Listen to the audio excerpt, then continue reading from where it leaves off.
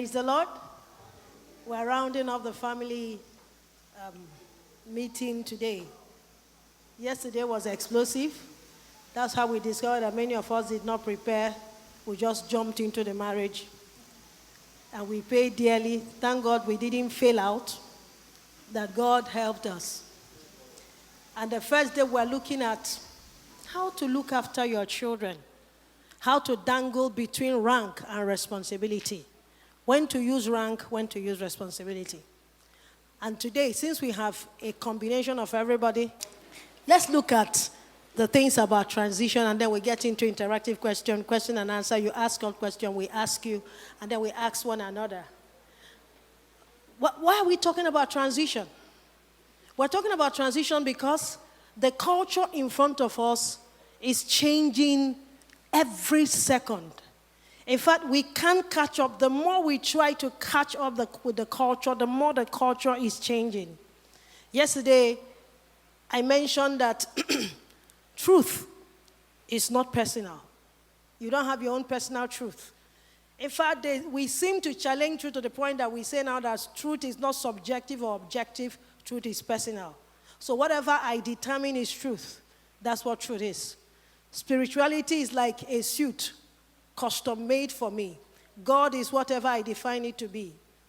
It becomes a place where whatever it is that will go viral, that's what the truth is.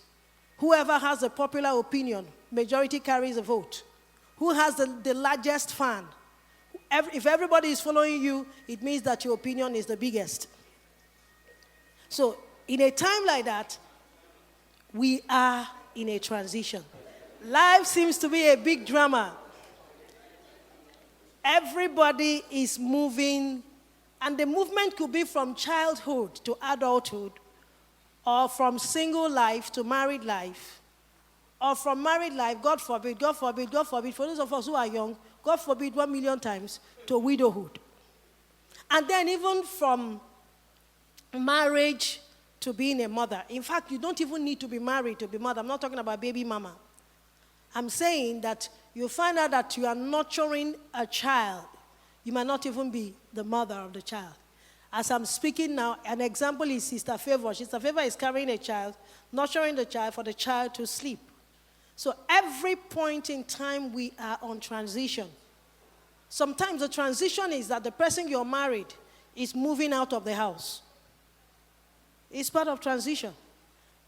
So you're a married woman, from a married woman to someone who is no longer married. I don't like using the word divorcee. How do we handle all this transition? Transition is like walking on a tightrope. If you're a teenager, you're going from childhood to, as it were, young adult. So it's like a tightrope. One end of the rope is here, one end is holding, that's the pillar holding one side, and this is the pillar holding the other side. And then you have a tightrope, very tiny rope. So which means you're going to walk through that road with a lot of care. Because if you are not careful, you are going to fall off the road. Say tightrope. I can't hear you. Say tightrope. What I want to do tonight is try to see whether we can bring 4 keys to prepare us as we go through this tight road. The first one is we cannot prepare the road for ourselves or our children, but we can prepare ourselves and our children for the road. Yesterday you were here when the question is this: what did you do to prepare for marriage? Majority of us actually agreed that we didn't make any preparation. One that blew my mind was one of our brothers stood up and said, I felt that once you have money, you are ready for marriage. So the moment I have money, I headed for marriage.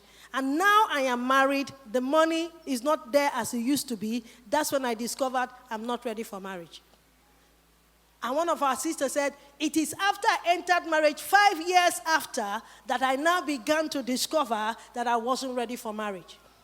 So since this transition is like a tightrope, and you don't walk on a tightrope, have you seen anyone walking on a tightrope, and you are doing that game they played yesterday in church? What did you call that game? That one they were doing like this. Osime? No, we used to call it swell. Suwe. You have you seen anybody who is on a tightrope? You're moving on a tightrope, and you say, Queen, sir, oh, yo, Queen Savo, on a tightrope. Before you jump up or jump down, you will meet with concrete justice. So, you prepare yourself for the road. You prepare your children for the road. You don't prepare the road for your children. Since we are walking on a tightrope, all of us are walking on a tightrope, it's important that we treat each other with care. Your husband is going from a single man, that transition. Remember, please, remember that wearing the suit on your wedding day or wearing Asian attire on your wedding day doesn't mean you have made that transition. Some of us have worn the wedding dress, had the most wonderful wedding in town, and all the celebrities were at that wedding. 5 governors were there, and all the political party chieftains were there, and it was as if it was a show. It was a show. It doesn't mean you have made that transition. So, if we are going to make this transition, it just simply means that each of us must handle one another with care. If we're going to make, while we're making this transition, we must handle our children with care. When our children are moving from one end of the rope, teenage age, to adulthood, childhood to teenage age, as they go through that transition, all of us must handle one another with care. You must care for my heart. I must care for your heart. I must be careful what I say to you while you make this transition. Haven't you seen someone who got married 4 years ago and he hasn't remembered, it hasn't dawned on him that he's married? While he was not married, he comes home at 11 p.m. because he must first of all stay with the boys and finish the agenda of the day, which has to do with discussing over the bottle and Isiewu. The marriage is 4 years old. He's still hanging on with the boys. Am I saying don't hang with the boys? Hang with the boys and remember that there are 2 people in this relationship. You are not the only one in the relationship. There are 2 of us. So we need to make that transition. And what are the things you need to do to make that transition? What must we do? Number 1, you need to check your way of thinking. I call it attitude. The way of thinking and feeling about the other person. That's what I call attitude. I need to check my attitude towards my spouse. I need to check my attitude towards my children. Why? It's not all about you. Life does not revolve around you. In every relationship, there are 2 people. You are involved, I am involved. This relationship has 2 of us. Let's not live as if I'm the only one in this relationship. So when we are talking about us. So when we have an agenda, the agenda must include the other person. If we need to make all the changes because it's about you, the relationship is going to be very stressful and very frustrating, especially if we are dealing with our children who are teenagers. We need to check our attitude to those children. Checking that attitude means that we need to understand that if we want them to make changes, we must communicate effectively to these children that these changes I'm asking you to do today, is not about me, it's about you. I was telling someone earlier today, I said, if you have people who work for you and they decide to mess up the place, in the short term, you will suffer. But in the long term, the person will suffer. And the person does not understand the philosophy. It's a very simple philosophy. If you have formed a habit of they give you something to do, you waste it. They say, let us make a bar for 4 people. You say 4. You use your eyes to gauge them and gauge their stomach. And say, the way this man take fat, he can finish 4 rubbers. The way this one take short, he can finish only half. What you are learning the rule of wasting. Tomorrow you are going to be handling your own business and you'll be the entrepreneur of that business. And of course, it takes only 3 weeks to form one habit, another 3 weeks to maintain the habit, and another 3 weeks for it to become a way of life. If you have done this thing to someone that you have been working for, you have done it for 3 weeks, you have done it for 3 years, you have done it for 5 years, after some time is your way of life. And that is what I call the bow leg principle. If someone has bow leg, you say attention. The person with all gratitude and prayer will do attention. No matter how high he jumps, the moment he lands on the floor, it will be at ease. And then you can beat the person and say, don't you know how to do attention? And then you go to the blackboard and give the person 7 ways to do attention. You say, 1, you tell attention. 2, you jump up. By the time you finish, bring the person, attention. The person will return to status quo. Whatever it is you learn today, you learn for yourself. Whatever it is they are making you go through, you are developing stamina. The woman that trained me, the woman I lived with, while I was young, I used to say, she maltreated me so much. Say that woman was very wicked. She maltreated me. But I have discovered that thing that was looking like she was maltreating me those days is stamina today. It has turned to stamina. And that stamina, I have gone with it for me. It is with me. Whatever you learn it for yourself. So, ladies and gentlemen, check your attitude towards the other person. If you want me to change, please know that transformation starts with you, according to Reverend Ben. You can never give someone what you do not have. If you do not have transformation inside you, you can't communicate transformation to the other person. Remember, we are all walking on a tightrope. And while walking on this tightrope, we must check our attitudes towards the other person. Number 2, whether it is in marriage or in parenting, we need to stop trying to fix people. Your spouse is not a car engine. And you are not an auto mechanic repairer that you have to fix the person. We need to change our mode. We need to change our mode from correcting and fixing to the mode of asking questions. It was yesterday I was telling you about teenagers, and I said, if you're a parent and you have a teenager, you must shift from the mode of being a manager to that of a consultant. Yesterday, someone was asking me a question on Facebook. He said, please, I have a question for you. I just finished kissing my boyfriend. Kissing, is it a sin? I remember what Jesus said. If I answer this, they will say this. If I answer that, they will say that. I said, what do you think? He said, she replied, I think it's not a sin. I said, why do you think so? She replied again, I think it's a sin. I said, why do you think so again? Then she goes, because whenever I finish kissing my boyfriend, I feel so guilty. I said, okay. The culture has so changed that you must use question to get the people to arrive at the answer.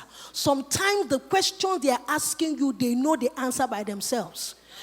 Now, do you know that sometimes someone already knows what the answer is? The person is just trying to look for 1 or 2 persons that will validate. Say, it's Pastor K that said. Meanwhile, you have it in your heart. Whether it is in marriage, whether it's in parenting, whether it is dealing with people, you must learn how to start asking questions. Stop fixing people. It is painful to look at someone and call the person a project. It is painful to be treated as a project. The marriage covenant is not a covenant that was started by my father. The marriage covenant was started by God. God initiated it. And God himself says, those who do wickedness to the covenant, he's coming for them. The person that you're married to, whether it's a boy, if you're married to your wife or you're married to your husband, that man is his prince. That girl is his princess. And if you treat his prince badly or treat his princess badly, your father-in-law is coming for you, which is God. Who is God? Don't fix anybody. Don't put anybody, no matter what you do for people, don't have it at the part of your mind that I'm fixing them. Because when you fix people, you have a bad attitude towards them. When people are projects, you treat them like things. When they are human beings, you treat them with care. Number 3, we must show we understand and share your mate's feelings, your children's feelings.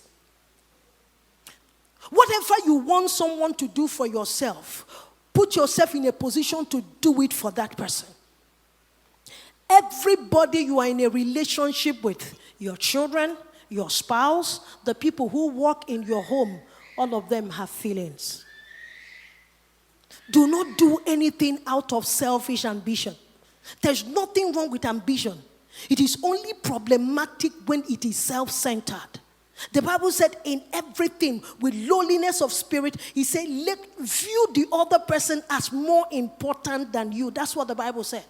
The Bible said, let love be without hypocrisy. That is, when you play love, the motive for playing love is not to be hypocritical. Hypocritical came from Shakespearean play when the actors are coming out, they wear something to show who they are not.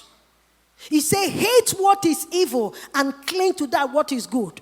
When I read that, it just simply means don't be bipolar. There are people who are just bipolar. If you see something good, you hold on it. You see something bad, you hold on it. It means you're bipolar. It just simply means that you cannot take a stand.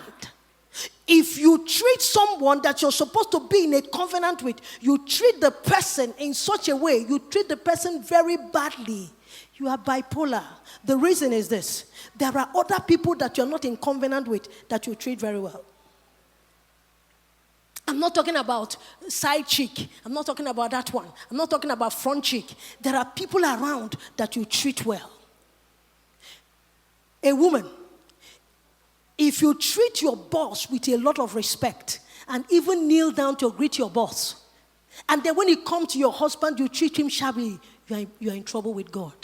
You treat your boss with so much respect, and you will not give your father the same respect. We don't treat people the way they treat us.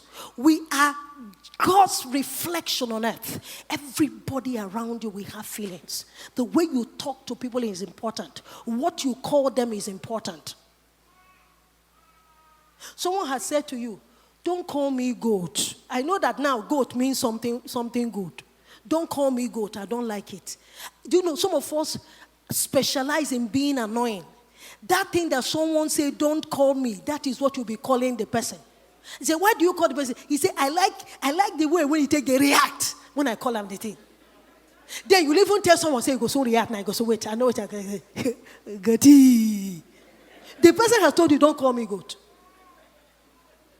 Look at your neighbor, say, let's understand one another. Say, I didn't say agree with me, understand me. Say to two people, don't agree with me, just understand what I'm saying. Hello, friends, do you know that your point of view is not the only view in this matter? If two of us are in this matter, there are two ways of looking at it. And the only way we can save the day is not to agree, is to understand. Because the moment we agree, one person has been eliminated from the conversation as a valuable contributor. Share your feelings. And there are people who are very scared to share their feelings. If I share my feeling, if I share what I truly feel, they will reject me. So let me just bottle up my feeling. And then we agree on something, you go outside and do something different. Number 4. How many of you were here on the second day of the week? This caused a lot of problems. Many of us think we are listening. We're actually not listening. Because listening is a skill. When you listen with respect. You listen with compassion. You listen with love. And you listen with value. Do you know you can listen to someone with disdain? You can listen to someone with finish what you're saying. Let me just walk away. You didn't actually hear what the person said. You can listen to someone with bias. You can listen to someone. The best way to listen to someone as a child of God is when you listen, communicate. You have value. When you listen, communicate. I understand. And then listening builds safety. If I feel you're listening to me, I am calm. I am safe. As long as you're not listening to me, I'm agitated. As long as you're not listening to me, anxiety will arise. And once there is anxiety, there is tension in the relationship. Number 5, be the president of your child's fans club or your mate's fans club and communicate it. I know all of us have fun. You have people that when they are playing ball, even if sleep is cut, you will hold your eye like to finish the ball. I love the fact that you have people that you are their fans. Charity begins at home, not at New Benin Market. Begin from home. Be the president of your husband's fans club. Be the president of your wife's fans club. And you can't say, as a child of God, as a kingdom practitioner, you can't say, he's a woman. How can I be the president of a woman's? Excuse me. The Bible said, male and female created he him. Now listen, it's a question of roles. For there to be structure, organization, and order, God said to the man, you have the role of headship. And said to the woman, you have the role of followership. So if you go to the society, that's how society works. The organizations, you go to organizations, you have the person who is the head, and then you have people who follow the head. You go to governance, you have someone who is the head, and then you have people who follow the head. You go to education. Even when you go to where people play games, there is someone who is the head. We want to play Ludo. We want to play what? It always begins the same way God starts. God gave you the role of headship. And when you talk about headship means you are the one that brings your head for everything to work. Headship is the engineer of everything. If it's not working well, check the head. But now the woman was said to be, you are the one who is following the head. How will this work? Two of us, the man and the woman, are heirs of salvation. The man is not an heir and the woman is a sub-heir. God made two of them heirs of salvation. And listen to me, he made us co-heirs with Christ. Christ is the heir. He didn't make us sub-heirs. We are not sub-heirs of Christ. We are same. What Jesus is entitled to is what we are entitled to. And the Father said, as the Father has sent me, so I send you. He said, as the Father loves me, so I love you. So you see that in the eyes of God, when he looks at Jesus, the same worth with which he looks at Jesus is the same worth with which he looks at us. And he calls us the body of Christ. So which means your wife is a body, you are a body, all of us are the body of Christ. So which means we must communicate respect to each other in spite of gender.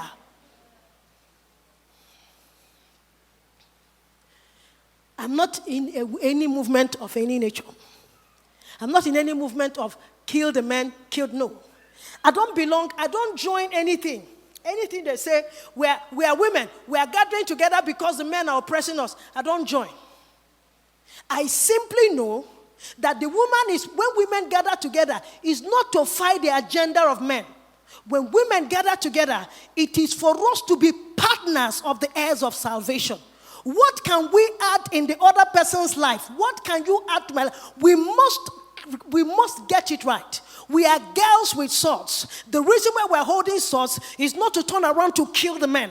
The reason why the men are holding swords is not to turn around to kill the women. There seems to be a gender fight where the men are here and the women are here and we are just fighting ourselves. And then we take the thing to the home and the man says, I can't be the president of my wife's fans club. I am a man. She's a woman. In your mind, it means she's a doormat. No, that's not what the Bible said. This person is the princess, the king's daughter. This man is the prince, the king's son. We must be careful. We must be the prince. Listen, your child must know without any iota of doubt that you believe in him. Without any trace of doubt. You must be the first person who is urging the child. Oh, you can do it. Oh, you just go ahead. Just go. Your child must know without any trace of doubt. And when your children misbehave on a large class, your child must look at your face and still see that I'm not rejected, I'm still loved. Because in our society today, rejection and acceptance has caused so many problems in our world. I will get to that. Look at your neighbor. Say, I believe in you. Tell the person, communicate it. You know, sometimes you go to your status, you write beautiful poem for your spouse or your mate. You write beautiful. The thing you are writing, the person you're writing for, has never experienced it at all. So the person is asking himself, is this person writing for me or is he writing for the people? You know, sometimes you can love for show. You know what you know to love for show? So that everybody will think that we are the latest couple. No, let us give you the trophy of the latest couple. Go with it. We don't care. We're not looking for the latest couple. We are saying these things you're saying with your mouth, we can't see it at home. How can you go to Facebook and say, oh, the man of my dream, the wife of my fantasy, the words of my music, the fire in my bones? And then when you finish, the person will wonder, is this person talking to me at all? Those of you who belong to Arsenal, or you belong to Man U, in fact, many years ago, more than 20-something years, I was still a student. And we were in church. I said, everybody come, let us give offering. They were looking at me. Let us give offering. It was Thanksgiving. I said, okay, we're going to take offering. All the Man U fans. All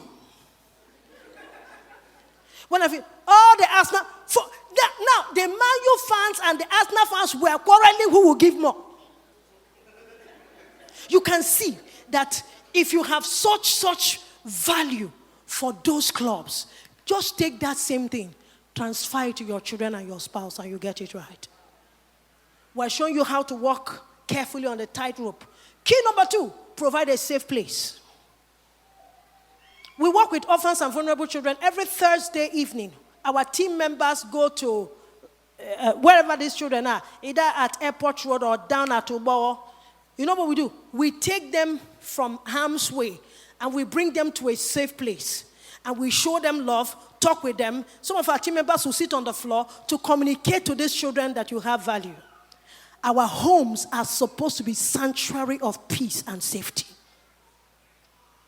No matter how the world is shaking, no matter what is happening around our children, they must know that if I come home, I will find safety.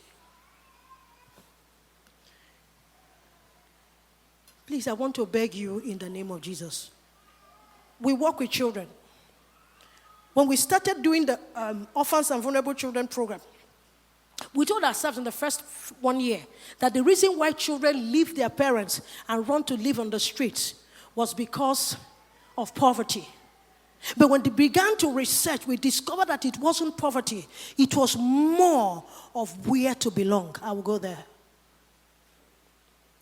Let the times sometimes be shaky, but let the home be safe. Let the home be stable. Even when you and your wife are quarreling, are arguing, or having, Pastor Ben calls it heated fellowship. Just take the heated fellowship away from where the children will see it, because it will scare them. Sometimes it will make them feel that it was their fault. If you have ever interviewed a child that the parents are going through divorce, the child will always say to you, it is because of me that my parents are going through divorce. Something tells them that they were the problem. Take the argument, take the shouting, take the fight. The children can't understand it. It disrupts something inside them. Their development system is distorted. Something is ruptured inside them. When two adults engage in a fight, children know they are the ones that should fight. And mommy and daddy are supposed to be the ones separating fight. But when daddy and mommy now turn around and take the roles of the children are confused. They are not sure whether they are the children or their parents are the children.